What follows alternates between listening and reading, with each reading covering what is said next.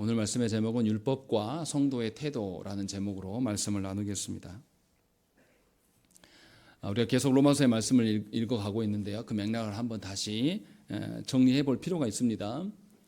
우리는 타락하여서 우리 스스로 우리 자신 안에 있는 그 죄를 발견할 줄 모릅니다.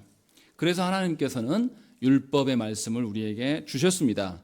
그래서 우리가 율법의 말씀, 그 기준으로 말미암아서 드디어 죄를 발견하게 된 것이죠. 그러나 죄를 발견했다고 해서 우리 스스로 그 죄의 문제를 해결할 수 있는 것이냐? 그럴 수 없다라는 거죠. 무능한 우리에게 하나님께서 우리의 그 무능함을 너무 잘 아시고 죄의 문제를 해결해 주시기 위하여서 하나밖에 없는 아들 예수 그리스도를 우리에게 보내주셨습니다.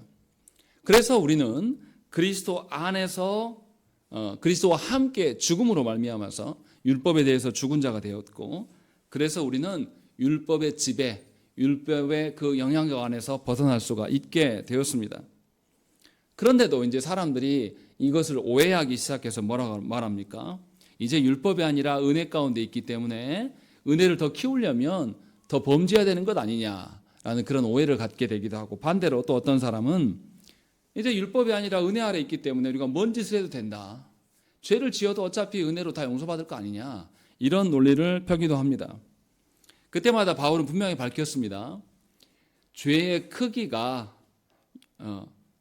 그 용서받아서 죄의 크기만큼 은혜의 크기가 되는 것인 줄 아냐? 그렇지 않다라는 거예요. 예수 그리스도께서 우리에게 베푸신 그 은혜는 죄를 압도하고도 남음이 있는 은혜이기 때문에 은혜를 키우려고 할 게 아니라 도리어 그 은혜를 주신 하나님을 바라봐야 될 것들을 고민하고 있었고, 또 어떻습니까? 이제 우리가 은혜 아래 있다는 것은 율법에 대해서 이미 죽은 거예요.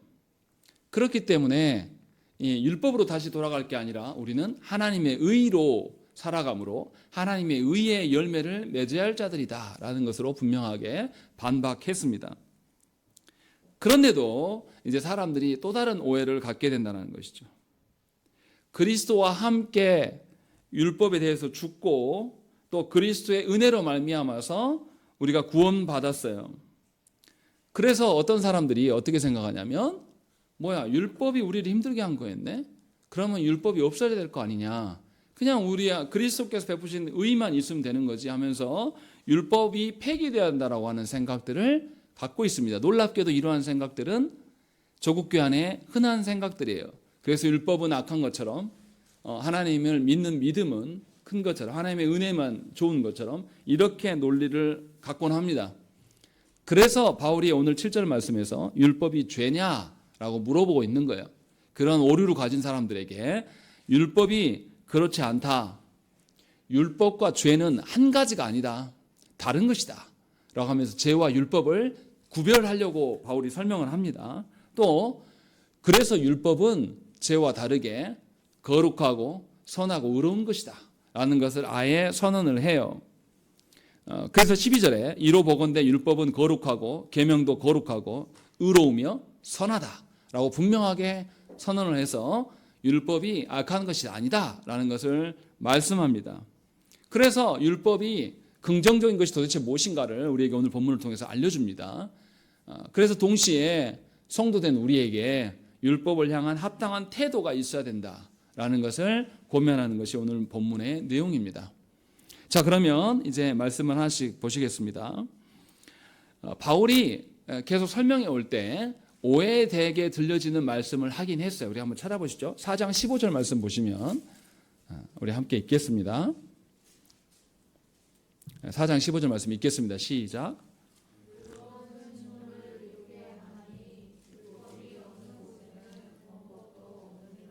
예, 율법이 없으면 범법도 없다라고 이렇게 앞에서 설명하다가 말씀하신 것을 보니 사람들이 어떤 생각을 갖게 되냐면 율법에 대해서 부정적인 생각을 갖게 됩니다. 율법 때문에 우리가 괴로운 거 아닌가라는 것들, 그리고 우리 스스로 은밀하게 뭐라고 합니까?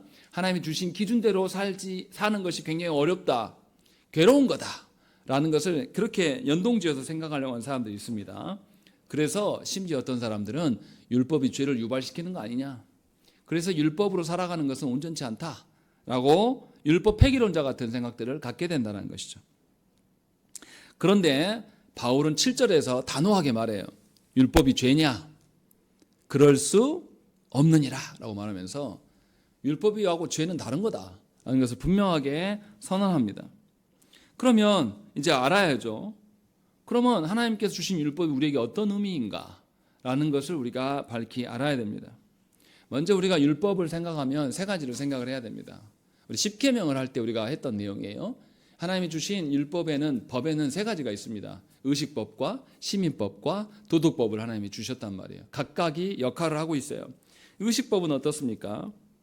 하나님께서 우리에게 의식법을 명령하셨어요. 의식법이라는 것은 하나님께 제사하는 방식이에요. 그래서 죄인인 우리가 하나님께 설 수 없는데 이 의식법을 주셔서 이 의식법대로 하나님께 나아갈 수 있도록 하나님께서 길을 열어주신 거예요. 그런데 우리는 어떻습니까? 이 반복되는 제사를 통하여서 반복되는 제사 말고 궁극적인 대제사장이신 예수 그리스도를 소망할 수 있도록, 그래서 예수 그리스도를 드러낼 때 뭐라고 말합니까? 어린 양이신 예수 그리스도시다. 이 어린 양이 어디에 나옵니까? 제사에 나오는 제물로 등장해요.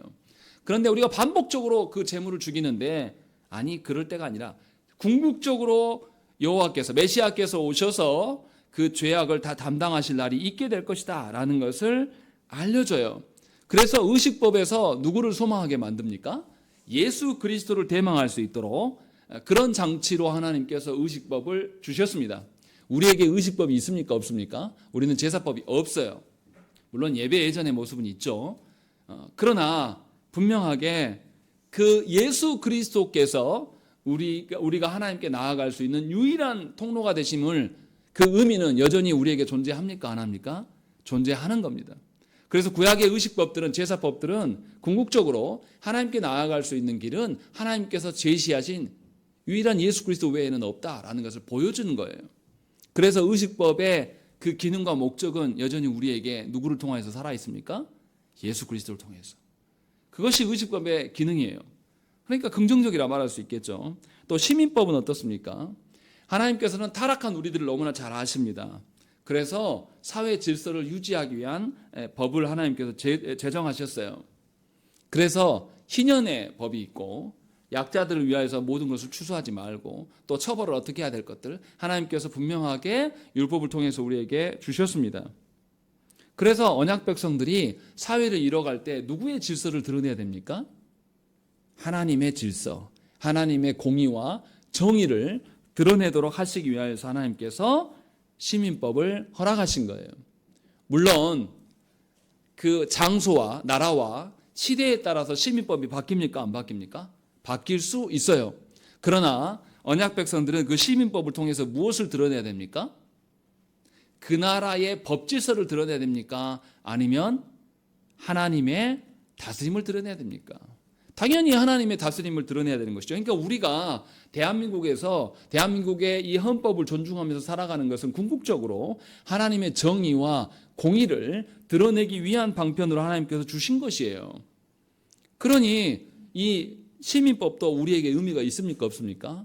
의미가 있는 겁니다. 그래서 존중해야 될 거예요. 그리고 마지막으로 하나님께서 도덕법으로 우리에게 다스리십니다. 도덕법을 주신 이유는 무엇입니까? 우리의 신앙과 삶의 보편적인 그 규범을 우리에게 알려주시기 위하여서, 궁극적으로 우리가 하나님 앞에 서 있음을 깨닫게 하시기 위하여서 이 도덕법을 주신 것이죠. 그래서 도덕법이라고 할 수 있는 10계명을 압축하면 두 가지로 말할 수가 있는 것이죠. 무엇이죠? 하나님 사랑과 이웃 사랑이라고 요약할 수가 있는 것입니다. 그래서 이 도덕법도 여전히 우리에게 유용하고 10계명이 여전히 우리에게 존재하는 것입니다. 이처럼 하나님께서는 의식법과 시민법과 도덕법을 통하여서 우리에게 유익한 것을 제시하시면서 하나님의 다스리심과 그리스도의 온전하심을 통하여서 하나님께 나아갈 수 있는 것, 그리고 우리의 삶 전반에서 하나님의 다스림이 드러나도록 하시기 위하여서 이 법을 주고 계신다는 것이죠. 그러니 율법이 긍정입니까? 부정입니까? 긍정적인 것이죠. 그래서 율법의 기능을 세 가지로 말합니다. 첫 번째는 죄를 억제하는 기능. 두 번째는 우리의 죄를 깨닫게 하여서 회개하게끔. 죄를 깨달았다고 해서 우리 스스로 그 죄를 해결할 수 있습니까? 없어요. 그래서 그리스도께 나아갈 수 있게 하는 기능을 이 율법이 갖고 있습니다. 그리고 마지막 세 번째로는 중생 이후에 우리가 하나님을 믿고 그리스도 안에서 살아감으로 인하여서 이제는 내 방식대로 살아가는 것이 아니라 예수 그리스도를 믿는 바대로 우리의 삶의 규범으로서의 율법의 가치가 있음을 성경은 우리에게 증언합니다. 물론 오해는 하지 말으셔야 돼요. 율법 그 자체가 우리를 변화시키고 우리를 지켜주는 것은 아니에요. 그러나 율법을 통하여서 넘지 말아야 될 선을 우리가 알게 돼요. 이것을 뭐라고 합니까? 죄라고 하는 것이죠. 그래서 율법 자체가 죄는 아닌 겁니다. 율법을 통하여서 죄를 보게 하고 죄를 알게 하는 것이지, 율법이 있기 때문에 죄를 가져오고 율법 때문에 죄가 더 발생하는 것이 결코 아님을 우리는 알아야 돼요. 그래서 바울은 7절에서 분명하게 그럴 수 없다라고 이야기하고 있는 것이고, 율법으로 말미암지 않고는 내가 죄를 알지 못하였고 율법이 탐내지 말라고 하지 아니하였더라면 내가 탐심을 알지 못했다라고 이야기를 합니다. 그러면 이제 율법의 한계가 무엇인지를 우리가 알아야 돼요. 바울은 율법의 한계를 설명하기 위하여서 율법이 무엇 때문에 문제가 되는가를 설명하기 위해서 10계명에 있는 탐심에 대한 언급을 합니다. 탐심은 몇 계명의 이야기입니까? 10계명, 10번째 계명에 나오는 거예요. 그런데 우리 소요리 문답할 때도 이야기했었지만 10번째 계명은 어디부터 다 걸립니까? 탐심은 5계명부터 9계명까지. 5계명부터 9계명까지는 누구에 관련된 이야기예요? 이웃사랑에 대한 이야기. 사람들과의 관계 속에 드러나는 것이죠. 그런데 이 탐심이 사실은 5계명부터 9계명까지 모든 죄악들을 일으키는 주범이에요. 왜 그런가라는 걸 우리가 생각을 해봐야 돼요. 모든 사람에게 하나님께서 욕구를 주셨습니다. 이 욕구 자체가 악한 겁니까? 아니요. 악한 것은 아니에요. 그런데 어떨 때 악해집니까? 욕구를 바르게 사용하면 우리가 그걸 뭐라 그러죠? 긍정적이고 바르게 사용하면 소원이라고 말합니다. 그런데 욕구가 옳지 못하게 불의하게 사용되면 우리가 뭐라 그러죠? 탐심이라고 이야기를 합니다. 다른 거예요. 욕구에서 소망함과 탐심으로 이렇게 분열될 수 있다는 것이죠. 그래서 탐심으로 이 욕구가 발현되면 문제가 생기는 거예요. 뭐 어떤 게 탐심입니까?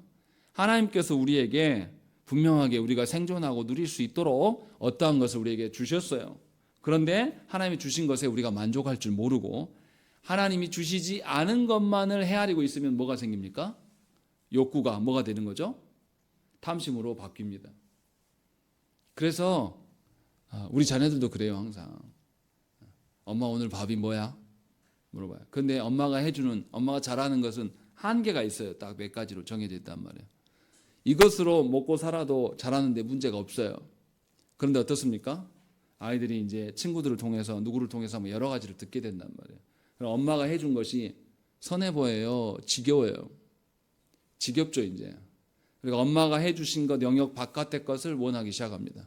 근데 이게 좋은 욕구로만 끝나야 되는데 더 지나치면 이제 탐심으로 바뀌는 거죠. 그럼 어떻게 됩니까? 엄마가 해준 것을 안 먹어요. 그리고 다른 것을 찾기 시작합니다. 그러면 이 아이에게 영양이 공급이 됩니까? 안 됩니까? 안 되는 거죠. 문제가 생기기 시작하는 것입니다. 엄마가 해준 것도 잘 먹으면서 다른 것을 요구하는 것은 문제가 되지 않아요. 분명히 이런 식으로 하나님께서 우리에게 하나님 앞에서 살아갈 수 있도록 하나님께서 허락하신 것이 있어요. 그런데 우리는 그것에 만족할 줄 모르고 그것을 넘어서기를 원합니다. 다시 말하면 하나님께서 우리를 하나님 나라의 자녀로 인정해 주시면 그것보다 귀한 것이 없어요. 그런데 우리가 하나님의 인정하심으로 우리가 만족합니까? 그러면 목사들이 타락하면 안 되죠. 그럴 수 있다라면 우리가 하나님이 나를 인정해 주신 것만으로 만족할 수 있으면 직분자들이 타락하면 안 됩니다. 그런데 사람들이 어떻습니까? 하나님이 나를 인정해 주신 것 말고 뭘 찾아요? 다른 사람들의 인정을 찾는단 말이에요. 다른 사람들의 인정을 찾는 것이 바로 탐심으로 바뀌는 것이죠. 다른 사람들이 나를 인정해 주지 않으면 인정 좀 해주면 좋겠다라고 하면서 사람들에게 목을 내놓고 기다리기 시작해요.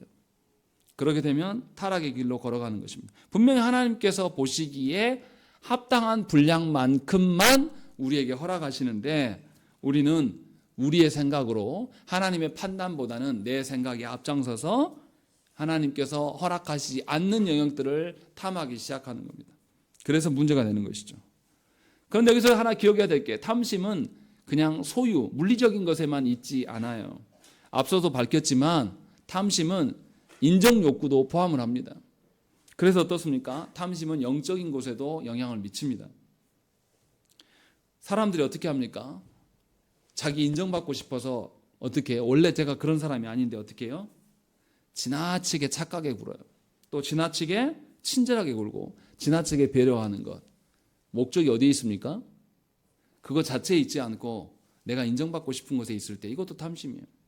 그래서 과하게 자기를 드러내기 위하여서 어떻게 행하는 것들도 사실 우리는 보게 된다는 것입니다. 이처럼 탐심은 그냥 먹는 거나 소유함에만 있는 것이 아니라 다른 사람들에 대한 인정 욕구도 있기 때문에 우리 영적인 부분에도 치명적입니다. 그래서 성도들이 어떻습니까? 하나님의 눈치보다는 누구 눈치를 많이 봐요?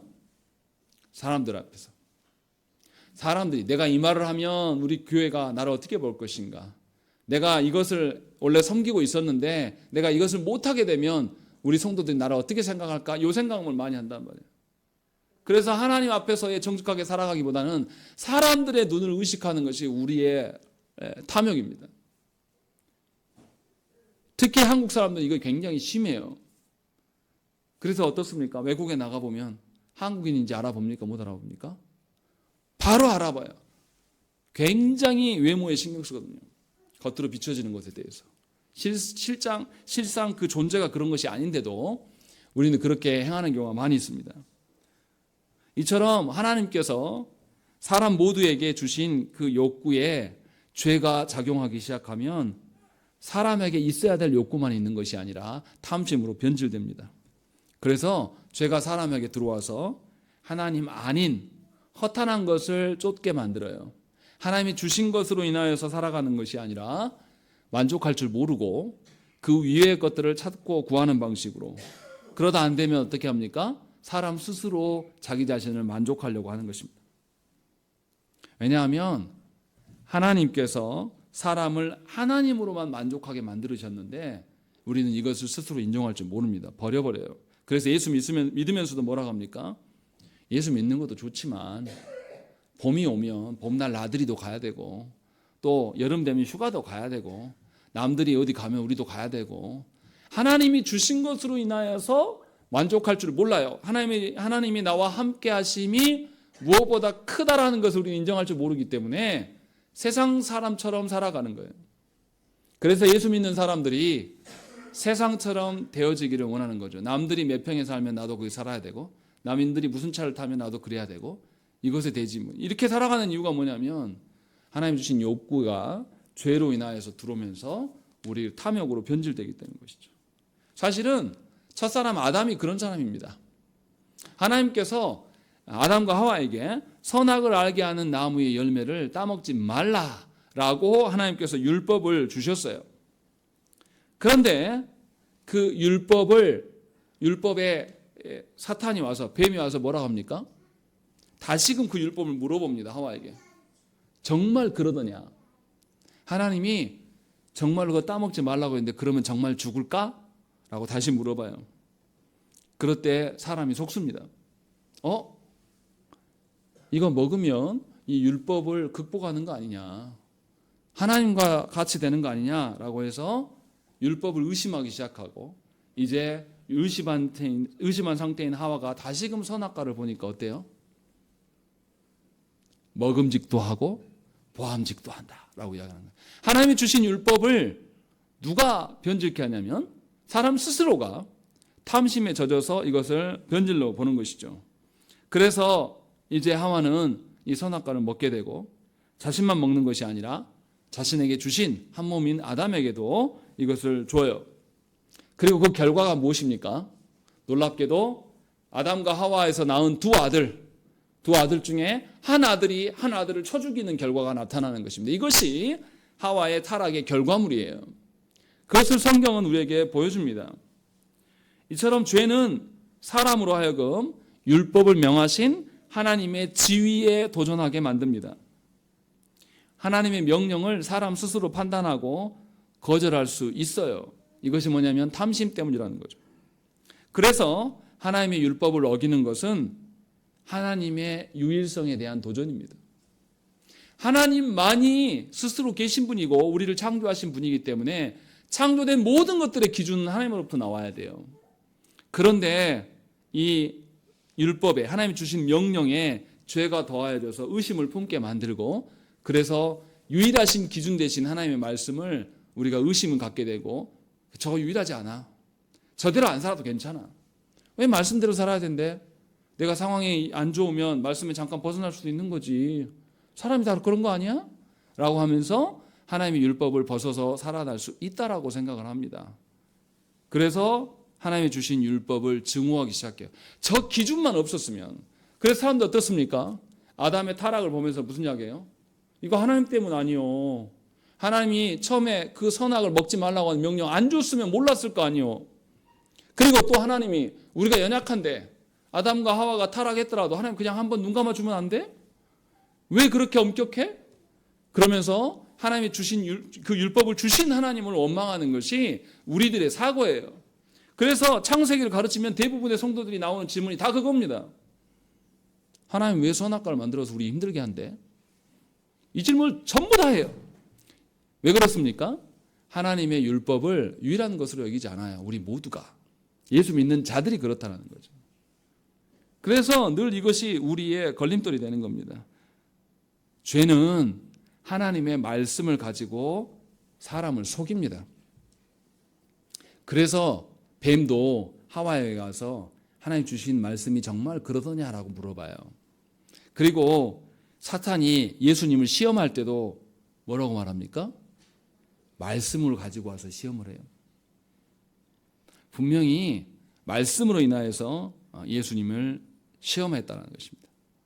그런 점에서 율법을 이 죄가 들어와서 율법에 들어와서 우리에게 의심을 발병케 하는 것이에요. 그러니까 율법과 죄는 구별되어야 되는 것입니다. 그렇지 않고 이것을 같은 것으로 보게 되면 율법을 나쁜 것으로 우리가 이제 보게 된다는 것입니다. 바울이 지금 이야기를 하고 있는 거예요. 그래서 12절에 뭐라고 합니까? 8절부터 11절까지 그 이야기를 했어요. 11절에 죄가 기회를 타서 계명으로 말미암아 나를 속이고 그것으로 나를 죽였다라는 것입니다. 죄가 들어와서 율법으로 말미암아 나를 속이고 그것을 나를 죽였다라고 이야기하는 것이죠. 율법의 원래 기능을 못 보게 하고 변질되게 해서 내가 타락했다. 그리고 12절 우리 말씀 읽겠습니다. 시작.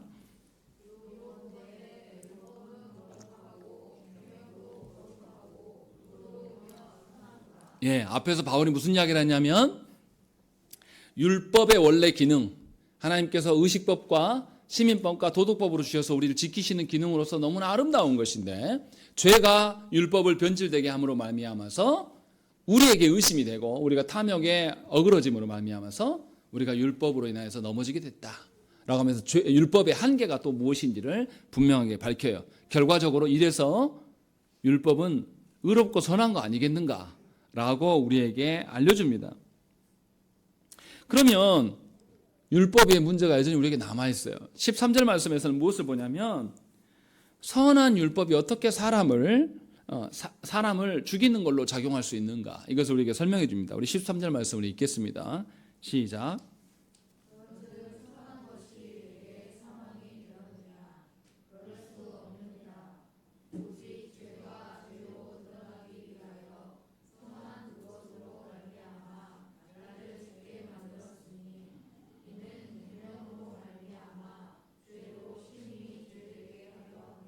예, 13절에서 무슨 이야기를 하냐면 잘 읽어보세요. 선한 것이 내게 사망이 되었느냐? 그럴 수 없다라는 거죠. 율법 때문에 네가 죽은 게 아니다라고 말하는 거예요. 율법은 뭘 드러내냐?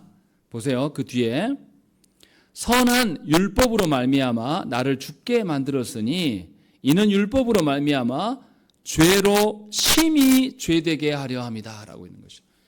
율법으로 말미암아서 내가 그러니까 죄가 들어와서 율법을 변질시켜서 나를 사망으로 이르게 한 것을 보면 율법이 지금 무엇을 밝히 드러내려고 하는 것이냐? 죄를 드러내려고 하고 있는 것이다 라는 것을 우리에게 알려줘요. 다시 한번 생각을 해보십시다. 하나님께서 아담에게 선악과를 금하셨어요. 하나님께서 이렇게 하신 이유는 무엇입니까? 아담과 하와를 타락하게 만들기 위해서 주신 것이 아니에요. 피조 세계 가운데 아담이 어떤 위치에 있는가, 아담이 하나님을 뛰어넘을 수 없고 하나님의 영역 안에 머물러 있어야 된 것을, 그의 본분이 무엇인지를 알려주기 위한 장치로서 하나님께서 선악과를 주셨어요. 그래서 아담은 생육하고 번성하고 정복하고 다스리라고 하셨던 그 하나님의 사명이 있는 것이고, 하나님의 통치를 대신 위임받아서 피조 세계를 다스려야 돼요. 그것에 대한 기준이 선악과예요. 그래서 하나님께서는 선악과를 어디에 두셨습니까? 동산 중앙에 두셔서 어느 곳에서나 아담의 본분이 무엇인지를 보게 하셨다는 것입니다. 그런데 이 선한 율법으로 자신을 죽게 만든 궁극적인 것은 죄가 죄되게 하기 위해서, 죄가 심히 죄되게 하기 위해서, 이 율법을 통해서 드러내 보이기 위해서 했다라는 것입니다. 그래서 사람들이 어떻게 이해하냐면 죄를 알긴 알아요. 그런데 죄의 심각성과 죄의 크기를 잘 모릅니다. 그래서 아무것도 아닌 것처럼 생각을 한단 말이에요. 그런데 죄로 인하여서 율법을 범하게 됐을 때 그가 어떻게 된다고요? 사망에 이른다라는 것을 보여주고 있는 거예요. 여러분들 자녀가, 우리 도율이가 잘못하면 죽을 일이란 말이에요. 그러면은 그거 가만히 두겠습니까? 예를 들어서 저희 아내가 보니까 예전에 물주전에 물을 끓여놨는데 애기가 그 근처 가면 어떻게 해요? 그 심각한 일이 벌어질 수 있잖아요. 제 동생은 어렸을 때 막 걸어다닐 때 아버지 해드리려고 그 고아놓은 그 냄비에 빠져버렸어요. 제 동생이 한번. 라고 화상을 입은 적이 있습니다. 지금도 자국이 있어요. 그런데 그렇게 심각한 일이 이렇게 눈앞에 있으면 부모가 어떻게 합니까? 그 아이한테 알립니까? 안 알립니까? 알리죠. 어떻게 알려요? 가지 마라, 위험하다, 이렇게 알립니까? 소리를 퍼럭 지르면서 거기 가면 안 돼! 소리 확 지른단 말이에요. 생각을 해보세요. 우리 모두가 하나님 앞에서 그 죄의 심각성, 죄가 우리를 죽게 만드는 것, 그 심각한 죄의 크기를 우리가 안다면 우리가 그 죄에 대해서 안 알리고 그냥 가만히 있을 수 있습니까? 여러분들의 배우자나 여러분들의 자녀가 하나님을 알지 못해서 죄 가운데 살아서 이 사람 죽게 돼 있어요. 그런데 우리가 태평하게 그에게 아무것도 말 안 해주지 않아요. 복음을 주지 않는단 말이에요. 왜냐하면 복음 들으면 듣기 싫어하니까. 자녀가 뜨거운 곳에 가고 있으면, 아기가 가고 있으면 소리를 지르면서 못 가게 하면 자녀가 놀랍니까? 안 놀랍니까? 놀라고 울어요. 그래도 놀라고 우는 게 낫지. 그 위험 속에 빠져서 다 온몸이 뜨거운 곳에 데이는 게 낫습니까? 정말로 저와 여러분들이 하나님 앞에서 죄의 심각성을 알고 죄로 인하여서 그가 죽는다는 걸 알면은 안 알릴 수가 없는 거예요. 그런데 우리가 죄를 안다고 말하면서도 우리는 죄를 몰라요, 사실은. 죄의 심각성에 대해서 아무 생각이 없는 겁니다. 그래서 안 알리는 겁니다. 죽어도 괜찮아요. 죽지 않는다고 생각할지도 모르죠. 지금 당장 안전해도 또 다음에 기회가 있겠지 뭐. 이렇게 생각하는 것일지도 몰라요. 어떻게 죄가 이렇게 심각한 것이며 그를 영원토록 죽게 만드는 일인데 여전히 그냥 우리가 넋놓고 있을 수 있냐고요. 율법이 이 죄로 인하여서 죽게 됨을 증명해 보여주는 거예요. 하나님의 말씀이. 그런데 우리는 이것을 알릴 생각이 없어요. 왜냐하면 율법을 주셨어도, 말씀을 주셔서 우리는 여전히 뭘 못 보니까 죄를 몰라요. 죄의 크기를 모른단 말이에요. 그 심각성을 모른단 말이에요. 그러나 생각을 해보세요. 우리가 지은 죄를 해결하시기 위해서 하나님께서 어떻게 하셨습니까? 하나님이신 그 아드님을 우리에게 내어주셨어요. 하나님이신 그도 죄의 결과로 인하여서 어떻게 하셨어요? 죽으셨어요.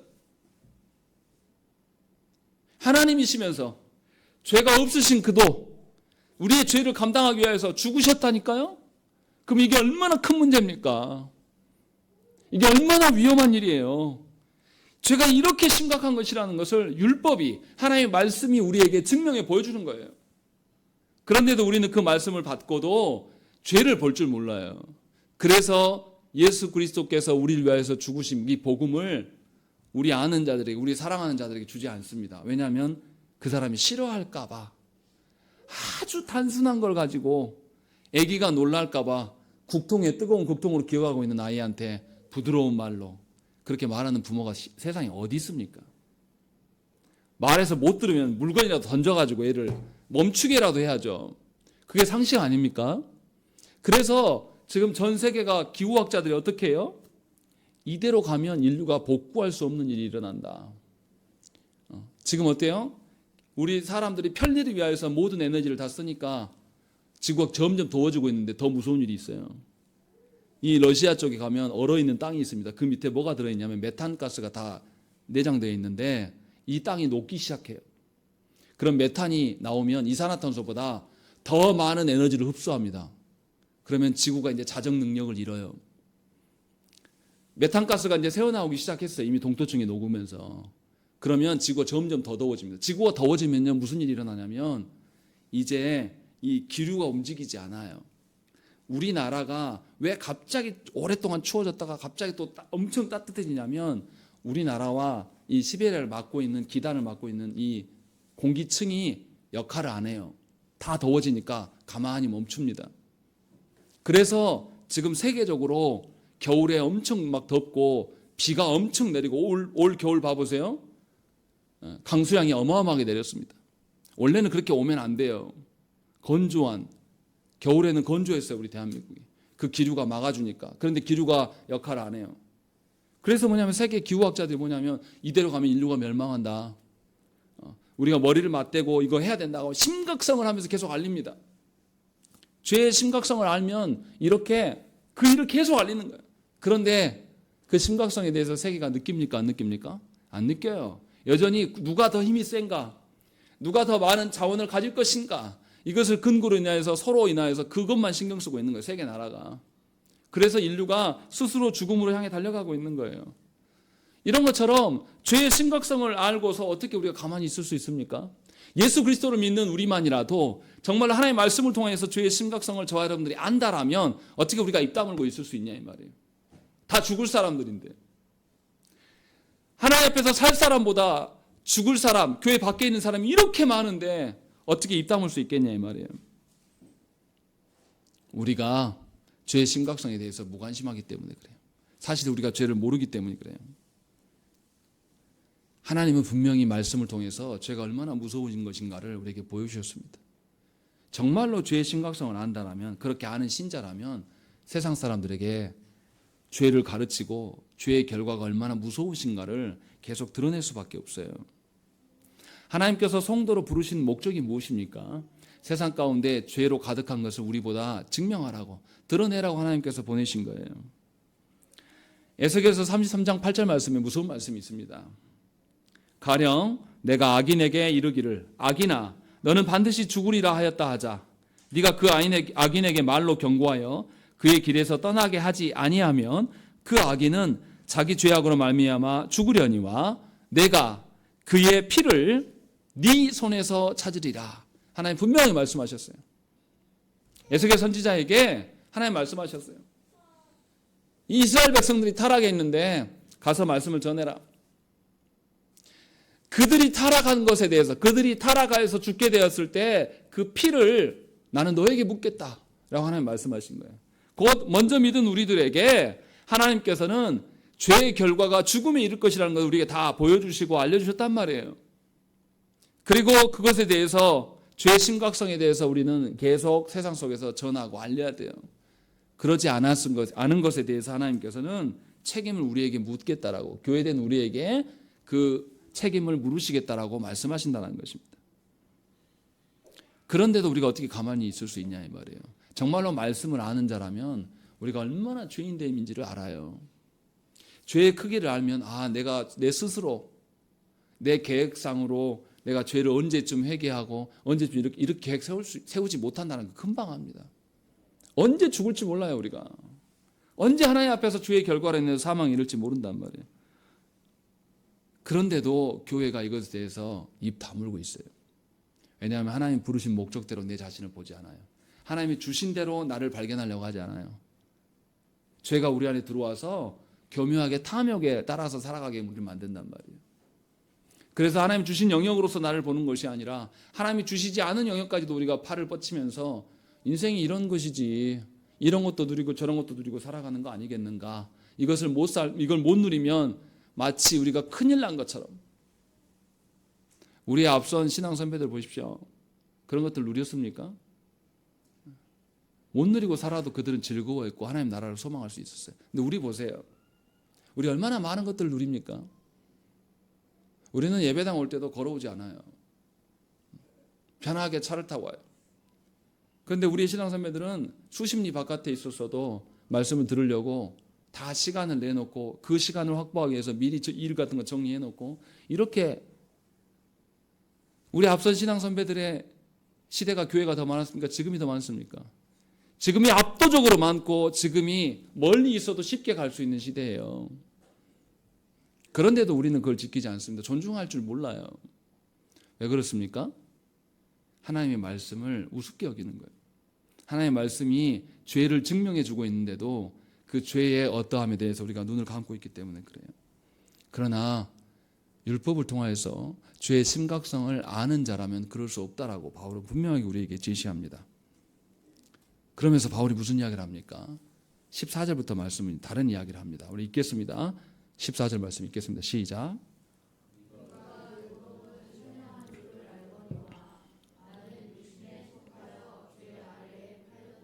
바울이 무슨 이야기 하냐면 율법이 신령한 줄 내가 알지만 나는 육신에 속했기 때문에 죄 아래 팔렸다라고 이야기해요. 15절에 뭐라고 합니까?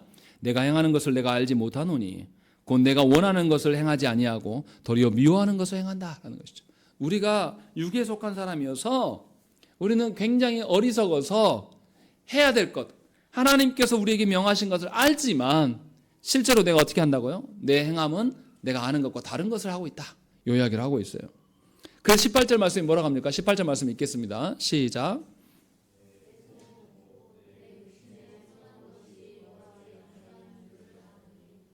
원함은 내게 있으나 선을 행하는 것은 없노라 라고 말씀하는 거예요. 예수님의 제자들이 예수님과 함께 십자가에 못 박히기 전에 예수님께서 기도하라고 데려갔을 때 제자들이 뭐 합니까? 자요. 그래서 예수님 오셔서 뭐라고 합니까? 원하긴 원하지만 너네 행할 줄 모른다. 주님 말씀하신단 말이에요. 분명히 바울이 지금 그 이야기를 하고 있는 거예요. 무슨 말입니까? 바울 자신이 참으로 육에 속한 자라고 본인이 고백해요. 이 고백의 의미를 잘 생각을 해봐야 돼요. 하나님께서 주신 율법임에도 불구하고 그 율법의 목적과 율법을 향한 태도가 이기적이고 자신을 향하고 있다. 바울도 이렇게 고백을 합니다. 그래서 타락한 인간의 본성은 늘 이 땅의 것에 집착하게 만듭니다. 그런데 율법을 통해서 영적인 것을 발견하게 되는 성도는 하나님 나라를 발견할 수가 있고 그 나라를 소망하며 살아갈 수 있게 되는 것이죠. 육적인 일들은 영적인 일들을 이루기 위한 도구에 불과한 것이에요. 그런데도 우리가 육적인 존재여서 하나님께서 주신 말씀 앞에서 작용하지 못하는 거예요. 바울이 이렇게 고백하는 이유는 무엇입니까? 내가 그런 존재예요. 내가 본성부터 육신에 관련된 육적인 사람이기 때문에 율법을 통해서 더더욱 내가 뭐에 관심을 갖겠다고 말하는 거예요? 영적인 일에 더욱더 관심을 가져야 되지 않겠는가? 이 이야기를 지금 우리에게 말하는 거예요. 우리는 원래부터 존재하는 디폴트 값이 원하는 것은 원하지만 우리의 능력으로 행할 수 있다 없다? 없는 존재이기 때문에 도리어 내가 영적인 일에 관심을 갖고 하나님 주신 말씀을 통해서 영적인 일에 더욱더 추구해야 되지 않겠는가? 이 이야기를 지금 이야기를 하고 있는 거예요. 원하는 바와 행하는 바가 일치하지 못하기 때문에 우리는 그런 존재이기 때문에 더더욱 자기 자신이 무지한 자로 인정함으로 하나님의 주신 것에 대해서 더 집착하고 나아가야 될 것들을 지금 바울은 이야기를 하고 있는 거예요. 그래서 18절의 말씀에 내 속 곧 내 육신에 선한 것이 거하지 않은 줄 내가 알기 때문에 더더욱 나는 하나님의 말씀 가운데 서야 될 것들, 그것을 지금 우리에게 권면하고 있는 것입니다. 그러니까 도리어 생각해 보면 우리가 어떻습니까? 나 자신 스스로가 꽤 괜찮은 신앙이라고 생각하는 사람들은 하나님의 말씀을 존중합니까? 안 합니까? 안 해요. 교회 안에 누가 말씀 배우려고 합니까? 새신자들이 말씀 배우려고 해요. 자기 자신이 아무것도 모른다고 하는 생각하는 자. 나는 모르니까 교회 지도에 따라서 가겠다라고 하는 사람이 누구냐면 교회에 막 들어온 사람이에요. 오래 묵은 신자들은요, 말씀 별로 존중하지 않습니다. 다 안다라고 생각해요. 자기들 스스로. 나 스스로 나 이만하면 됐지. 나 주일 성수해? 나 11조 생활해? 나 전도도 했어?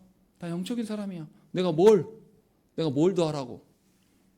그래서 그 사람은 실제적으로 하나님과 살지 않아요. 교만하여서. 그런데 바울은 자기 자신이 바울처럼 하나님의 말씀을 많이 알고 바울처럼 하나님의 말씀을 잘 전하고 교회를 세운 사람이 어디 있습니까? 그런데 바울은 뭐라고 이야기하냐면 나는 육에 속한 자다. 내가 그런 많은 경험이 있었음에도 불구하고 지금 로마서를 쓸 때 당시면요. 바울이 정말로 많은 교회를 세우고 난 이후에요. 그런데도 바울이 뭐라고 그러냐면 나는 육에 속한 자고 죄에 팔린 자다. 그래서 하나님의 말씀 없으면 나는 거기서 벗어날 길이 없다. 이 이야기를 지금 우리에게 던지고 있는 거예요. 그런데도 율법이 악한 거냐? 나만 그러겠느냐? 너희도 그렇다. 지금 이야기를 은유적으로 이야기를 하는 거예요. 원래부터 우리는 이렇게 디폴트 값이 육에 젖어 있는 사람, 육에 기운 그런 존재들인데 어떻게 하나님이 주신 율법을 통하여서 죄를 발견하는 일에 열심을 내지 않을 수가 있는가? 이 이야기를 하고 있는 거예요. 자신이 모르기에 더더욱 하나님 주신 말씀을 통하여서 하나님을 알아가고 죄를 발견하는 것이 우리가 겨우 그나마 하나님의 인도하심 속에 붙어 있을 수 있는 거 아니겠는가라고 지금 바울이 우리에게 권면하는 것입니다. 반대로 다른 것도 있어요. 16절 말씀을 읽겠습니다. 시작.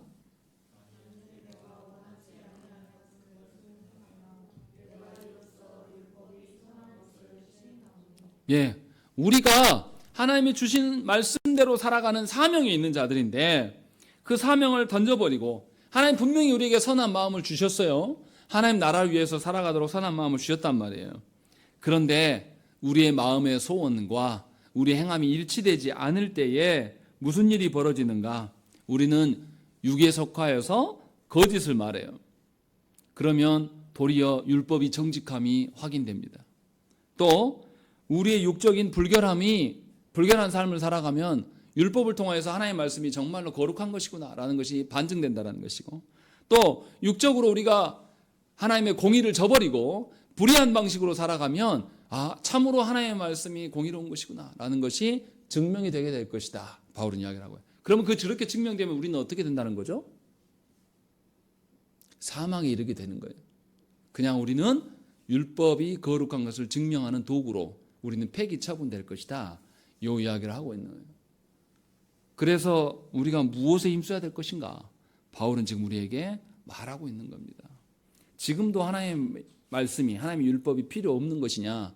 그렇지 않다라는 거예요. 예수로 말미암아서 우리가 하나님의 의를 덧입고 살아가지만 여전히 우리의 존재 안에는 육으로 기우려고 하는 그런 것이 훨씬 많다. 그렇기 때문에 주의 말씀을 주의 율법을 폐기할 수 있는 것이냐? 그럴 수 없다라는 거죠. 더더욱 주의 율법을 통하여서 죄를 발견하게 되고 하나님의 은혜의 크기를 더 바르게 아는 것 그리고 알았다라면 죄의 심각성을 알았다라면 그의 말씀을 자기 마음과 입에 담고 사람들에게 긴박하게 알리지 않겠는가? 이 이야기를 바울은 지금 전체적으로 얘기하고 있는 거예요. 그러니 우리가 하나님의 말씀 주심 앞에서 우리의 태도가 어떠한지를 돌아보셔야 돼요. 여러분들은 하나님의 말씀을 어떻게 대합니까? 하나님의 말씀을 정말로 존중합니까? 예배가 끝나고 저 문 바깥에 나가면 그 순간부터 다음 말씀이 있을 때까지 고대함으로 여러분들이 살아가십니까? 그렇게 고대함으로 하나님께 살아온다라면 우리의 삶의 태도가 달라질 수밖에 없어요. 그렇게 살아가는 자를 하나님께서 버리시겠습니까? 그럴 리도 없는 것이죠. 어느 곳에서나 하나님의 그 말씀의 성취가 우리의 기쁨이고 만족이 되면서 살아갈 수가 있게 되는 거죠. 그러할 때에 성도의 능력이 드러나는 거예요.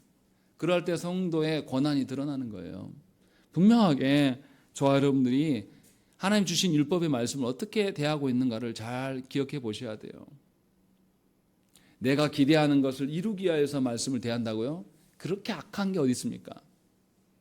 하나님이 주신 말씀을 통하여서 우리의 죄의 심각성을 보게 되고 하나님 주신 말씀을 통하여서 우리의 육적인 한계를 발견하게 되는 것이고 그렇기 때문에 하나님이 주신 말씀을 더욱더 붙잡고 하나님의 도움을 구할 수 있는 길을 찾는 것이 우리가 해야 될 일이라고 바울은 로마서에서 우리에게 분명하게 말씀하고 있는 거예요.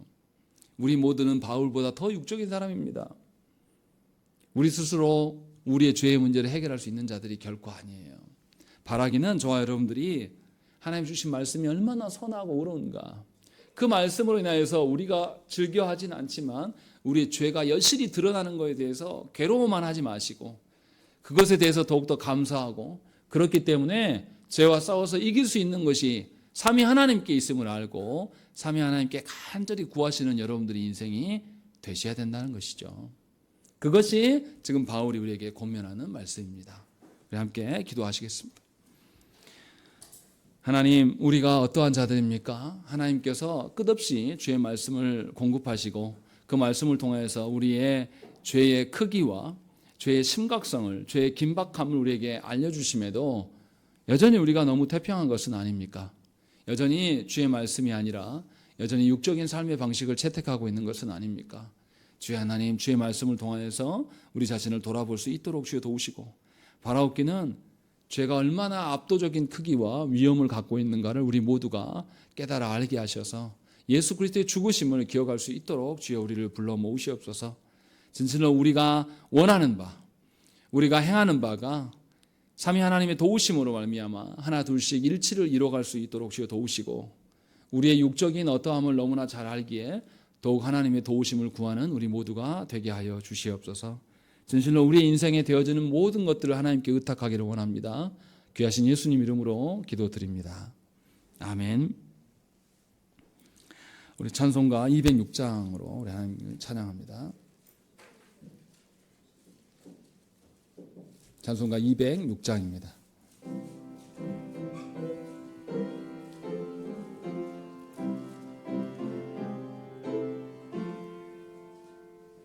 주님의 귀한 말씀은 내 발의 빛이요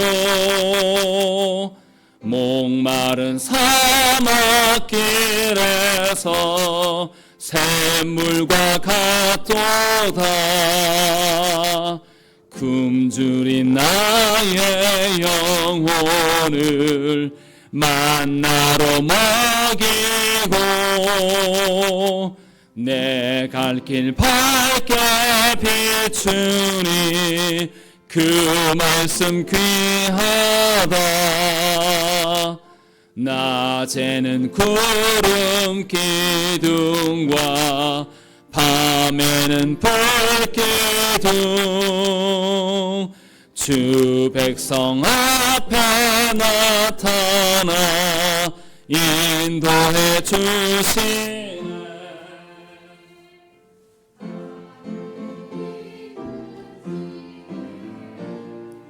깨닫게 하시고 주 말씀 밝게 알도록 늘 도와주소서.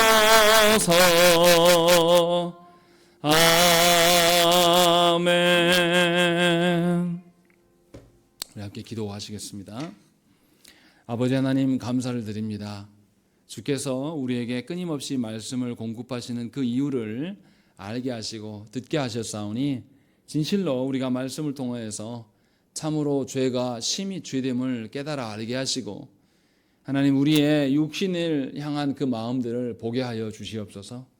그래서 진실로 하나님께서 우리에게 소원으로 우리 마음에 새겨진 것들이 우리 안에 행함으로 일치를 일어나게 하시고 진실로 그 모든 것들이 우리의 가정과 일터 위에서 온전하게 세워져 가는 역사가 있게 하여 주시옵소서.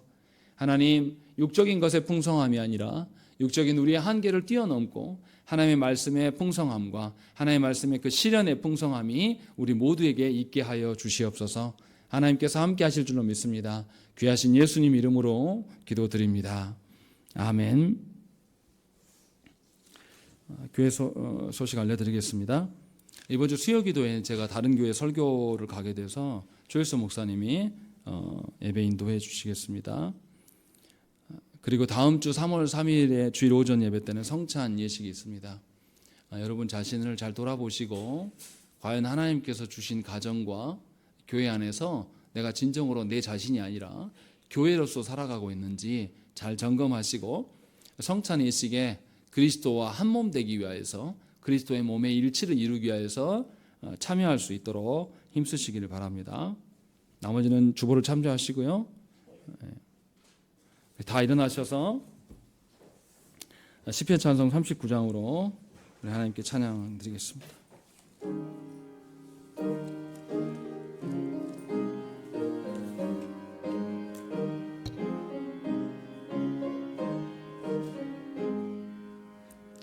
주의 율법은 전하